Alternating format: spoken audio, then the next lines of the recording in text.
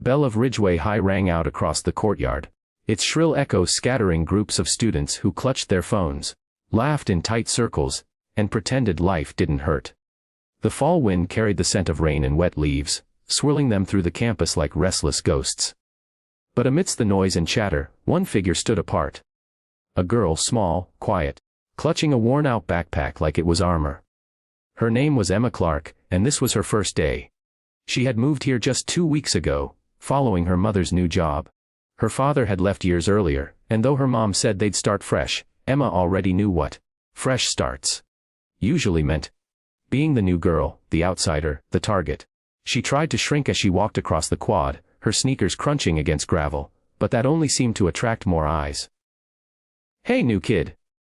Someone shouted from the benches. A group of boys looked up from their phones. The tallest, a broad-shouldered senior with a smirk that screamed arrogance, stood up. His name was Mason Carter. Captain of the basketball team, son of the town sheriff, and king of this unspoken hierarchy. Emma froze. Mason walked closer, spinning a basketball between his hands. "You lost. This ain't elementary school." His friend snickered. She shook her head. "No, I'm just looking for my class." "Oh, you're just looking for your class?" Mason mocked, dragging out her words. "Well, maybe you should look somewhere else before you trip over your own." The ball hit the ground hard, bouncing toward her. She flinched as it smacked against her leg. Laughter erupted. "Chill," one of the other boys muttered, though not enough to stop him. Mason grinned wider. "Welcome to Ridgeway, new girl."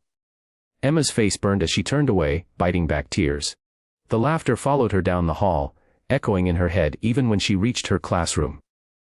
That's when someone saw it all. From across the courtyard, behind the chain-link fence, Jack Wilson was sweeping leaves from the front walkway of the school. He wasn't a teacher or a parent. He was the janitor. The guy everyone overlooked. The one who fixed squeaky doors and broken lockers without a word. His uniform shirt was faded, and a faint limp marked his steps. But his eyes, calm, gray, and watchful, missed nothing. He saw Mason's shove. The ball, the laughter, the way the girl's shoulders hunched as if to protect herself from an invisible storm. Jack paused, leaning on his broom handle, and for a brief moment, the sound of distant helicopters filled his mind. Phantom echoes from another lifetime. Later that day, Emma sat alone in the cafeteria, poking at a sandwich she had no appetite for. Her mother had texted twice already, "How's school, honey? Making any friends?" She didn't reply. How could she explain humiliation through a screen? A tray clattered down across from her, and she looked up. Mason again. Well, eating alone already. That's quick work," he said, dropping into the seat beside her. "Don't worry, you'll get used to it. Everyone does." "I'm fine," she said softly, eyes fixed on her tray. "You don't look fine," he taunted. "You look like a scared little." "Hey." The voice cut through the noise like a blade. It wasn't loud, but it carried weight. Jack stood a few feet away, holding a mop bucket. Mason turned, ready to laugh. "What's up, old man? You cleaning tables now?" Jack didn't respond. He just looked at Mason, long enough that the boy's smirk faltered. "Go back to your friends," Jack said quietly. Mason scoffed. "You think you can tell me what to do? I think you've done enough today," Jack said. His voice was even, controlled, the kind that made you stop before you realized why. For a few seconds the cafeteria went still. Mason opened his mouth to say something, but something in Jack's stare made him hesitate. It wasn't anger. It was something colder. Something that reminded him of danger, though he couldn't explain why. "Whatever," Mason muttered, grabbing his tray. "Enjoy your lunch, new girl." He left with his friends, still chuckling but not as loudly as before. Emma sat frozen.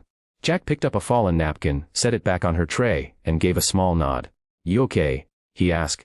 She nodded quickly, though her throat burned. "Thank you." He offered a faint smile. "Don't thank me yet. Just keep your head up."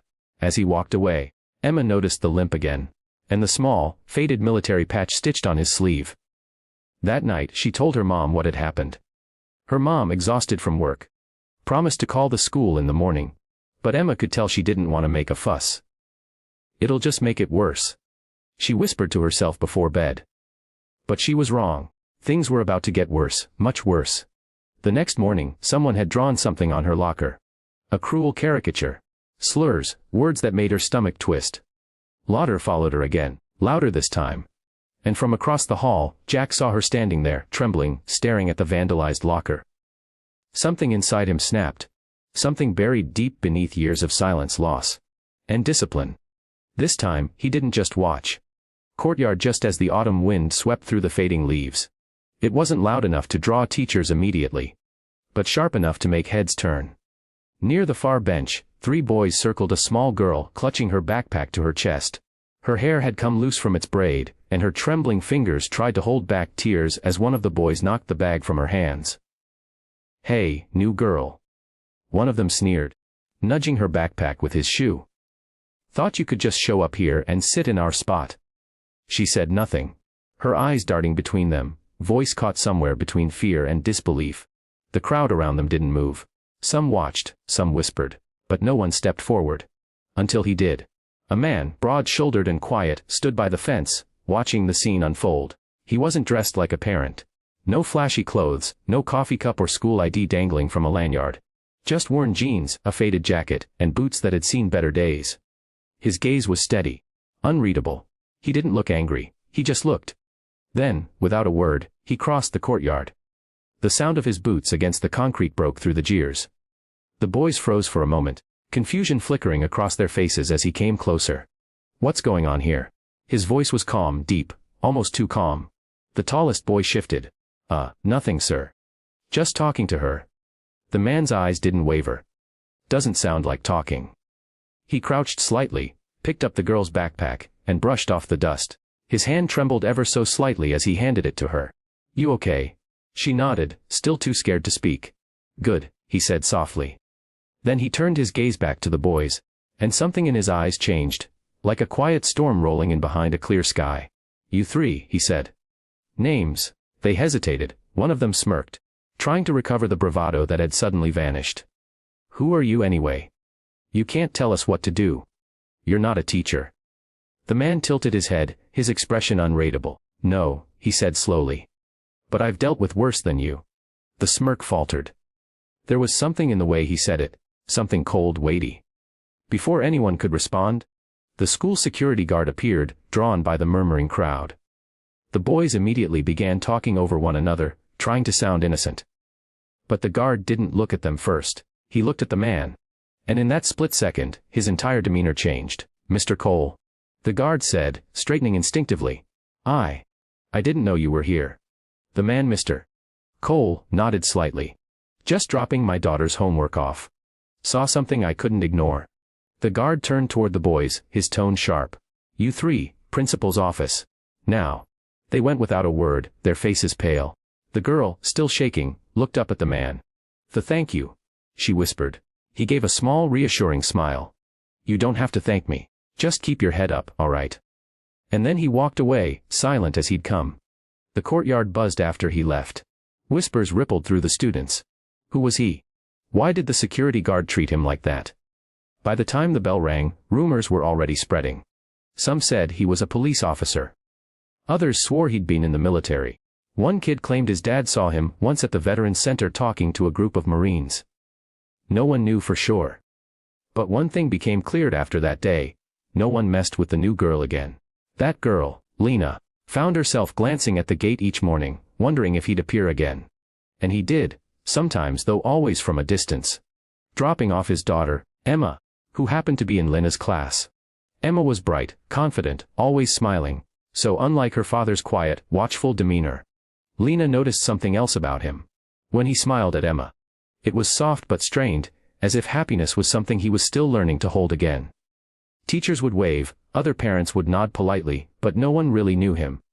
He didn't join PTA meetings. He didn't linger after drop-offs. He was always elsewhere, even when he stood right there. That night, Lena told her mother what happened. Her mother's face tightened at the name Mr. Cole. "You said his name was Cole, as in James Cole." Lena nodded. "Yes, ma'am. Do you know him?" Her mother hesitated. "Everyone around here knows him. He used to be well, before the war changed him." "The war?" Her mother sighed. "He was a decorated veteran. Lost his wife right after he came back. People say he hasn't been the same since." Lena's heart twisted a little at that. She thought about his calm, steady eyes, and the way his hand had trembled slightly when he picked up her backpack. There was something in that moment she hadn't understood then. But she could feel it now. Not just strength. Pain. The next morning, she saw him again at the gate. He nodded at her once.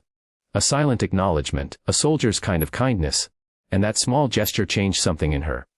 She didn't know it yet, but that man, quiet, haunted, and kind, was about to change everything in her life. Because not all battles end when the war does. And not all heroes wear their scars where people can see them. The next few days passed in uneasy quiet. The bullies kept their distance from Lena, but not because they'd suddenly grown a conscience. It was fear. Simple, primitive fear. No one knew exactly who James Cole was, but they knew one thing. Even the security guard, a retired cop, had gone pale at the sight of him. And fear spreads fast in high school. Lena noticed how the whispers started every time she walked by. That's the girl the war guy saved. Her dad's best friends with him. I heard he killed people. It wasn't true, of course, but high school rumor mills didn't care about truth. James Cole didn't seem to notice any of it. Or maybe he did, but chose not to care. Every morning, he dropped off his daughter Emma. The kind of girl who hugged her dad in front of everyone. Completely unbothered by the awkward glances. Emma was strong like him, but softer around the edges, as if she'd inherited his heart before it broke. One morning, after the first frost painted the grass silver, Lena was standing alone by the entrance when Emma waved at her. Hey! You want to walk in together? Lena hesitated. By sure. They walked side by side through the courtyard, and for once, no one dared to whisper. Emma smiled easily, talking about books, music, the usual things teenagers talk about. But there was a depth to her eyes, too, something wise, heavy, unspoken. You know, Emma said after a while, my dad told me what happened. Lena tensed. Oh, I hope he's not mad or something. And Emma shook her head. Mad? No. He said he's proud you stood your ground. Lena blinked. I didn't though. I froze. Emma smiled softly. Yeah. But you didn't run. Sometimes that's enough. That afternoon, while waiting for her mom, Lena saw James again. He stood beside his truck, hands in his jacket pockets, staring at the horizon like he was listening for something distant. When his eyes met hers, he gave a small nod. She hesitated, then walked over. Mr. Cole. He turned toward her. His expression kind but guarded. Hey kiddo. You holding up okay? Yeah, she said. Thanks to you. He gave a faint chuckle. I just did what anyone should have. Most people didn't, she said quietly. That made him pause. His gaze dropped to the ground for a moment. Yeah, he murmured, almost to himself. Most people don't. Before she could respond, Emma came running up, backpack swinging. Dad, coach says I made the final roster. His eyes lit up in a way Lena hadn't seen before. You did. Emma grinned wide. Yeah, you're coming to the first game, right? He smiled, but there was hesitation behind it. If I can, kiddo. You know how things are at the plant lately. She nodded, trying not to look disappointed. It's okay. But as they drove off, Lena caught a glimpse of his reflection in the side mirror. That look of guilt, deep and raw, as if he'd just broken another promise he couldn't afford to break. That night, the sky cracked open with rain. Thunder rolled across the valley and James sat in his living room, staring at an old photograph on the mantel. A woman in uniform, smiling beside him. His late wife, Sarah.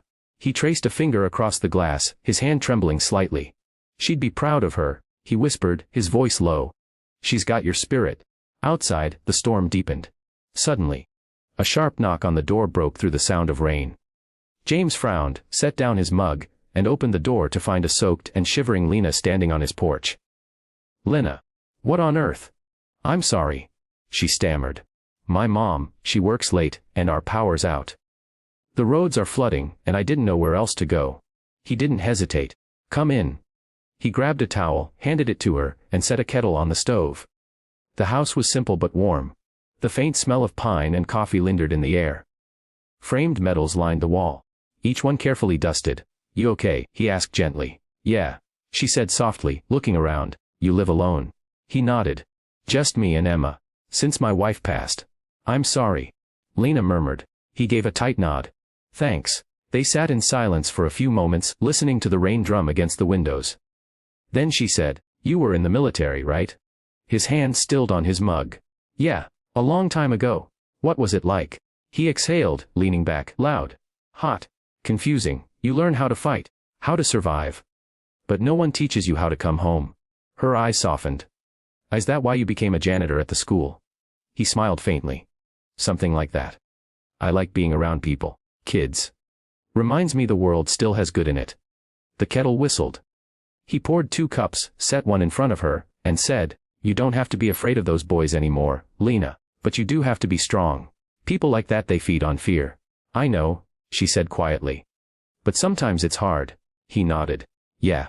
It always is." Just then, headlights swept across the window. Emma burst through the door, breathless. "Dad. You won't believe what Mason and his friends are saying online." James straightened. "What?" "They posted a picture of Lena's locker," Emma said, her voice shaking. "They wrote awful stuff. It's all over Ridgeway social media." Lena froze, color draining from her face. James's jaw tightened, the quiet storm in his eyes returning. He rose slowly, grabbed his coat, and said in a low, steady tone that sent chills through the room, "Then it's time we had a talk." Night, slashing against windshields and pooling in the streets like restless mirrors. The town was quiet, except for the faint growl of an old Ford truck heading toward the outskirts. Inside sat James Cole, jaw tight, hands gripping the wheel with a calm that was far too still for the storm outside. In the passenger seat, Emma sat silently, her phone glowing with the vile posts that had spread like wildfire through the local feed. Mason Carter and his friends had crossed a line. Screenshots, mockery, doctored photos. The kind of cruelty that left scars deeper than bruises. "Dad," Emma said softly, "what are you going to do?" He didn't answer right away. The wipers squeaked back and forth, counting seconds in tense silence. Finally, he said, "Talk." Emma frowned. "Talk, you mean like calmly?" "Calm is a choice," he said. "But it's one I've learned to use." His voice was even, too even. They pulled into the dimly lit parking lot of Ridgeway Sports Center, where Mason and his friends were rumored to hang out after hours. James parked the truck, rain dripping off his hood as he stepped out. The storm drenched him instantly, but he didn't flinch. Inside, the boys were laughing over a phone screen when the door creaked open. They turned surprised. "Evening," James said, stepping inside. For a second, none of them moved. Mason's smirk faltered, then returned just as fast. "Well, look who it is. The janitor." James's gaze drifted slowly across the room. His eyes landed on the phone in Mason's hand. "That yours?" Mason held it up. "Yeah, you want me to tag you next time." The other boys laughed, but their voices wavered when James stepped closer. There was something in his posture, shoulders squared, eyes unwavering, that carried authority. Not the kind that shouted, but the kind that commanded silence. "I've seen a lot of things in my life," James said, voice low but sharp. "War zones, men breaking under fire. But you think this is power? Humiliating a kid because she's quiet." Mason's smirk vanished. "She's not a kid. She's..." Enough. That one word stopped him cold. The room seemed to shrink, filled with the quiet hum of rain against the windows. James took a slow step closer, his boots heavy on the floor. "You don't know me, son. You don't know what I've done, or what I've seen. But let me teach you something before life does it the hard way. People like you build courage by tearing others down. Real courage," he leaned forward slightly, eyes like steel, "is standing for someone who can't stand for themselves." For a heartbeat, no one spoke. Then Mason scoffed, trying to recover his bravado. "You think you can scare me with your old war stories?" James's gaze didn't flicker. "No," he said quietly. "But life will." He turned toward the door, pausing only once. "The post comes down by morning. Every one of them. And if it doesn't..." He glanced back, his eyes cold and tired. "Then you and I will have another conversation. And trust me, you'll want to avoid that." The silence that followed was suffocating. Even after he left, no one moved. The next morning, the posts were gone. Every account scrubbed clean. At school, Lena walked the halls with her head down, expecting whispers.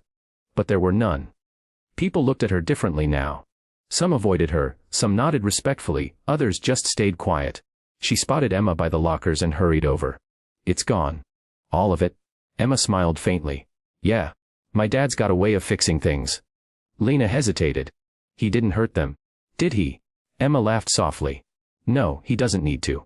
People just listen to him." That afternoon, Principal Harris called James into his office. The man was polite but uneasy, his hands folded on the desk. "Mr. Cole, I wanted to thank you for de-escalating that situation. But next time, maybe let the school handle it." James smiled politely. Of course. Sir. But as he left the office, his limp was a little more pronounced, the weight in his chest heavier. He'd promised himself years ago that violence was behind him. Yet the memories it stirred were too close now. That night while Emma was asleep, James sat on the porch, the rain finally easing into a mist. He stared out at the streetlights flickering against puddles, and his hand trembled again. A subtle, ghost-like motion. The phone buzzed beside him. It was a text from an old contact. Cole, heard about the Ridgeway incident. You alright? He typed back slowly. Just protecting a kid. Nothing more. The reply came quick. That's what you said last time. Be careful, brother. He didn't respond. He just leaned back in his chair, eyes closing. But even as he tried to rest, a shadow stirred inside him. The old instincts, the muscle memory, the ghosts of nights far darker than this one. Because something told him this wasn't over. Mason Carter wasn't the kind to take humiliation quietly. And James Cole had seen too many wars to mistake silence for peace. The following morning proved him right. A tire on his truck had been slashed. Deep, deliberate. He found it before sunrise, when the world was still painted in pale blue light. He crouched down, touched the shredded rubber, and exhaled slowly. Not in anger. In understanding. When he stood up, he wasn't the janitor anymore. His shoulders straightened, and the soldier inside him, the one he'd buried years ago, began to stir again. He looked toward the school, still quiet in the morning fog, and whispered under his breath, "All right, son. If it's a war you want, you'll get one. Smoke after battle." James stood beside his truck, staring at the deep slash across the tire. He could smell the rubber, feel the precision of the cut. This wasn't random vandalism. It was deliberate, clean, practiced. Whoever did it wanted him to see it. He ran his thumb over the edge, then straightened slowly, scanning the empty parking lot. The air was thick with the kind of silence soldiers never forget. The kind that comes before something breaks. By the time students began arriving, he'd already replaced the tire. To them, he was just the quiet janitor again, pushing his cart down the hall, mop in hand, face unreadable. But inside something old had awakened. Years of discipline and training hummed beneath his calm surface. Lena noticed it first. When she walked into school that morning, she saw him standing by the main hall window, staring out at the lot with a look she couldn't describe. Half alert, half haunted. "Morning, Mr. Cole," she said softly. He turned, forcing a smile. "Morning, kiddo, you doing all right?" "Yeah. But you don't look okay." He chuckled lightly. "Just didn't sleep much." Lena hesitated, then said, "Mason looked at me weird this morning. Like he's planning something." His eyes sharpened. "What kind of something?" "I don't know," she said. He smiled. But not a nice smile. James nodded slowly. "All right. Stay close to Emma today, yeah?" She frowned. "Do you really think he'd?" "I think bullies are dangerous when they feel small," he said simply. By lunch, the whispers had started again. Mason and his friends, huddled in corners, watching. One of them filmed something on his phone whenever James passed by. Another stuck a fake note on Lena's locker reading "Protected by Daddy's soldier friend." Laughter echoed through the halls. Emma saw it before Lena did and ripped it off the locker, fury flashing in her eyes. "That's it," she hissed. "We're telling Dad." Lena shook her head. "He's already done enough. They'll just make it worse." But by that afternoon, worse arrived anyway. When Emma walked out to the parking lot after school, she found the truck door open. Inside, on the driver's seat, was a folded note. Just one line written in black marker: "Go back to your war, soldier." She froze. The handwriting was jagged, furious. She ran back inside, breathless. "Dead." James read the note without a word. He didn't tear it up. He didn't shout. He just folded it neatly and slipped it into his jacket pocket. "Emma," he said, his tone quiet but firm. "You and Lena go home. Together." "What about you?" she asked. "I've got something to take care of." There was no arguing with that tone. Emma hesitated but obeyed, pulling Lena toward the exit. As they disappeared into the fading daylight, James turned and walked straight toward the gym, where Mason's laughter echoed through the open doors. The sound of a basketball bouncing against the polished floor filled the air, rhythmic and mocking.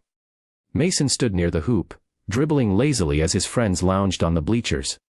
"Well, look who's back," Mason said without looking up. "The hero janitor. You here to clean up another mess?" James stepped onto the court, boots echoing on the wood. "You left something in my truck." Mason laughed. "Oh, you found it?" Just a little message. Nothing personal. James's jaw tightened, but his voice remained even. That was a threat. Call it whatever you want. Mason said, spinning the ball on his finger. You think because you scared us once, we're supposed to? He didn't finish. James stepped closer, the air between them thick with tension. You think this is about fear?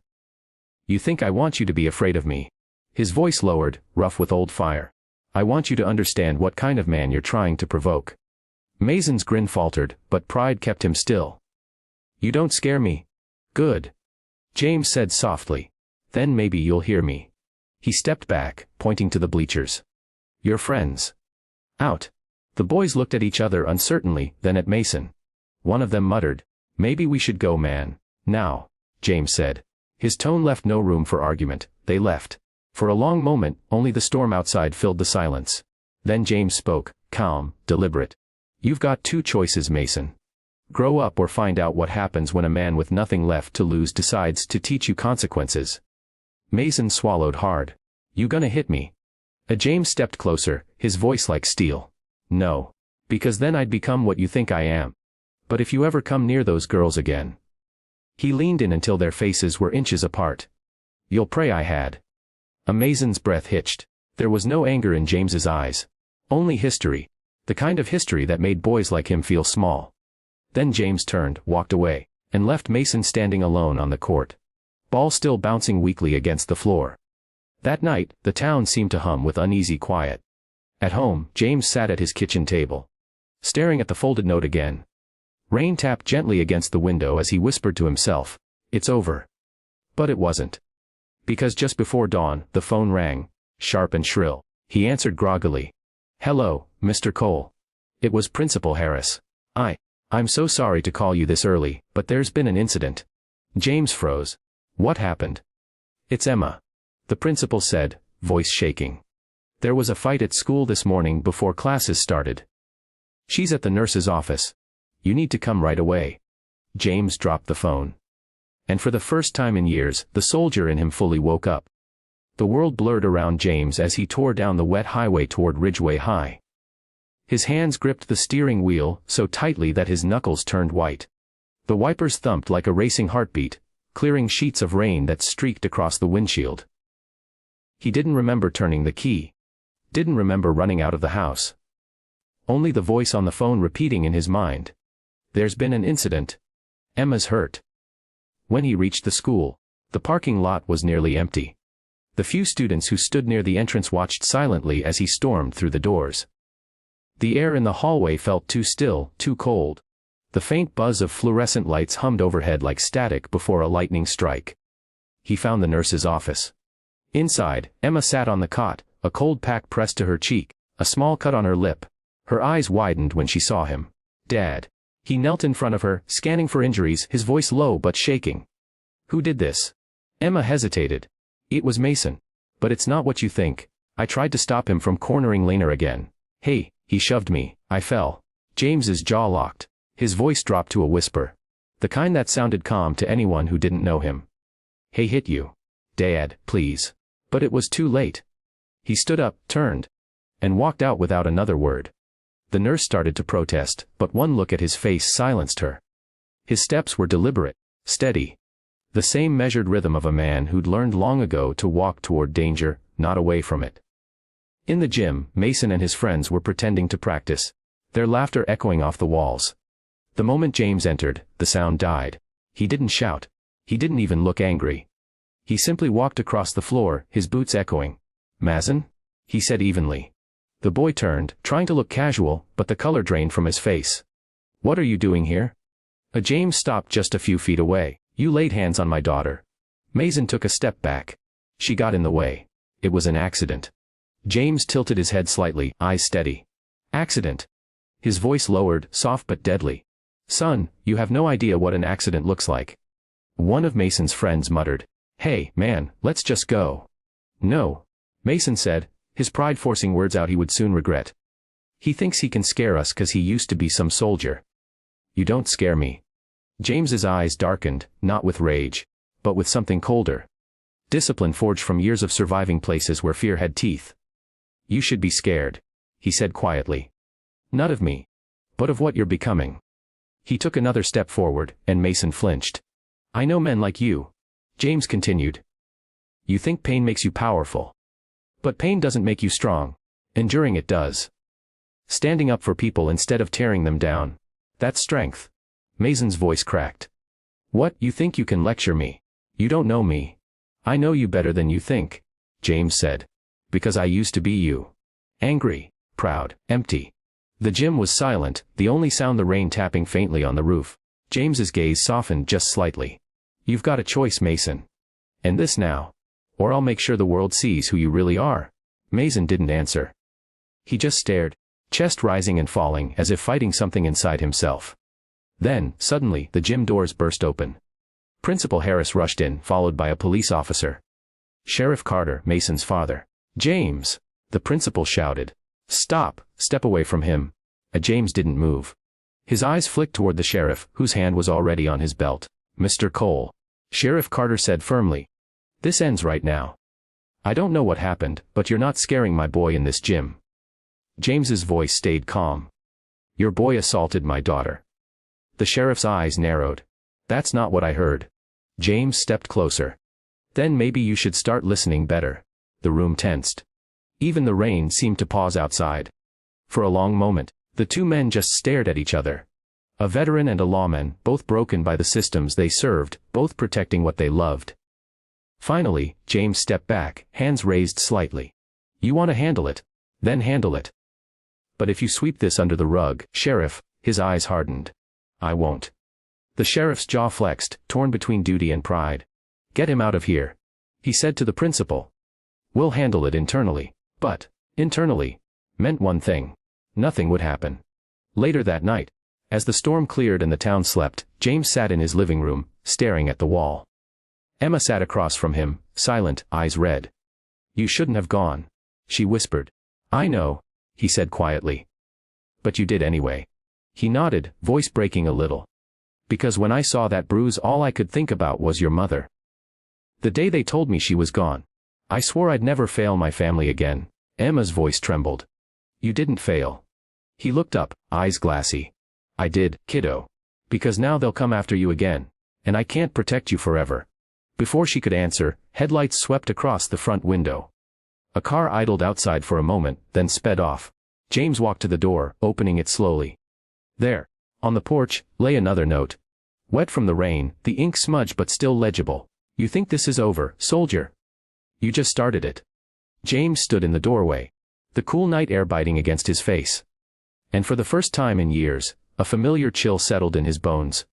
The quiet certainty that another battle was coming. He closed the door, turned off the lights, and whispered to himself, then I'll be ready. The next morning arrived heavy and gray. The storm had passed, but its shadow lingered over Ridgeway. The streets glistened with yesterday's rain, the air still thick with that scent of iron and soil that comes after something violent. James Cole woke before dawn, sitting at his kitchen table, the note still in front of him. The words had bled slightly from the rain, but their meaning hadn't faded. He'd seen threats before. In dusty villages half a world away, written in spray paint or whispered in the dark. But this one felt different. This one was personal. Emma entered the kitchen, her hair messy, eyes tired from crying. You didn't sleep, she said softly. He didn't answer. Just poured her a cup of coffee, the same way he used to make it for her mother. Dad, she whispered, you can't keep doing this. You're not in a war anymore. He looked at her, really looked. The fear in her eyes, the strength underneath it. That's the thing, kiddo, he said quietly. Sometimes the war doesn't end. It just changes shape. Before she could reply, his phone buzzed. A text from an unknown number, Ridgeway Field. Noon. Come alone. He stared at it, jaw tightening. Emma read over his shoulder. Dad, no. It's a trap. I know. He stood, grabbed his jacket. That's why I'm going. She moved to block the door, tears gathering. Please don't go. You'll just make it worse. He placed his hand gently on her shoulder. I'll make it right. Then, he was gone. The field behind Ridgeway High stretched wide and empty. The grass still wet from the storm. Clouds rolled low overhead, their underbellies bruised and dark. James walked slowly across the field, each step steady, deliberate. A soldier's walk. Mason stood waiting near the bleachers with two of his friends. But behind them, James noticed something else. A car parked at the edge of the lot, engine idling. Sheriff Carter's cruiser. Of course. James stopped several feet away. "You wanted to see me," he said evenly. Mason squared his shoulders, voice shaking despite his bravado. "You think you can threaten me? Threaten my family?" To James's eyes flicked toward the cruiser. "Your father put you up to this." "No," Mason snapped.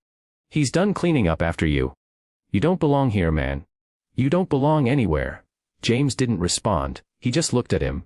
That same unflinching, quiet stare that had once frozen grown men under fire. "You're angry," he said softly. "You think it makes you strong. But it just makes you small." "Shut up," Mason shouted. "You think you're some kind of hero. You're not. You're just a broken old man pretending he still matters." The words hit harder than a punch. For a moment, James said nothing. His breath trembled. "You're right," he said finally. "I am broken. But I'm still standing. And I'll stand between you and anyone you try to hurt. For as long as I have to." Mason's hand shook around the phone he was holding. "You lay one finger on me." "I won't," James said. "But I'll make sure you face what you've done." A car door slammed. Sheriff Carter stormed across the field, his voice booming. "That's enough." He pointed at James. "You're trespassing, Cole. Get off school property before I have you arrested." The James turned slowly to face him. "You should have stopped him. You're his father." The sheriff's eyes flickered with something, shame, maybe. But pride buried it quickly. "You don't tell me how to raise my son." "No," James said, his voice quiet, cutting through the wind. "But somebody should." The sheriff's jaw tightened. For a long, tense moment no one moved.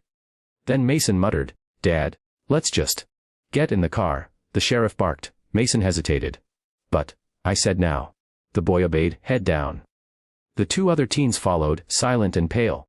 The sheriff lingered for a moment, staring at James, then said gruffly, "You should leave this town, Cole. Before something happens that can't be undone." James nodded slightly. Something already did. When they were gone, he stood alone in the field, the wind tugging at his jacket. He felt the weight of every choice pressing down. The wars he'd fought, the promises he'd broken, the ghosts that refused to stay buried. Then he felt a hand slip into his. Emma stood beside him, her eyes wet but fierce. "I told you not to come," she whispered. He smiled faintly. "Yeah. I was never good at following orders." She laughed through her tears. "You could have been arrested." "Maybe," he said. "But I'd do it again." "Why?" He looked out across the field, voice soft. "Because I remember what it's like to be hurt and alone. And I promised myself, after your mom, that I'd never walk away from someone who needed help." She squeezed his hand. "You didn't walk away, Dad. You came home." The words hit him like sunlight breaking through clouds. For the first time in years, something inside him loosened. The old guilt, the soldier's weight he'd carried like armor. He turned to her, his voice barely a whisper. "Yeah," he said. "Maybe I finally did." A week later, things at Ridgeway began to shift. Mason was suspended. His father quietly removed from the sheriff's office after the investigation revealed his cover-ups. Lena returned to school, still nervous, but this time she wasn't alone. Emma walked beside her. And James, though still just the janitor, was no longer invisible. Teachers nodded respectfully. Students moved aside in the halls. He never sought attention. He still fixed lockers, still mopped floors, still walked with that faint limp. But something about him had changed. The haunted look in his eyes was softer now. Like a man who'd finally found peace, not through war, but through purpose. One afternoon Lena stopped him in the hall. "Mr. Cole," she said, "you saved me." "Twice," he smiled. "Nah, you saved yourself. I just reminded you that you could." She grinned. "Emma says you used to be a hero." He shook his head. "Used to be." He chuckled softly. "Heroes are just people who keep standing when it's hard to." As she walked away, the bell rang, echoing down the halls. James looked out the window. The same one where he'd once stood, watching, waiting. And for the first time in years, the silence didn't feel heavy. It felt peaceful.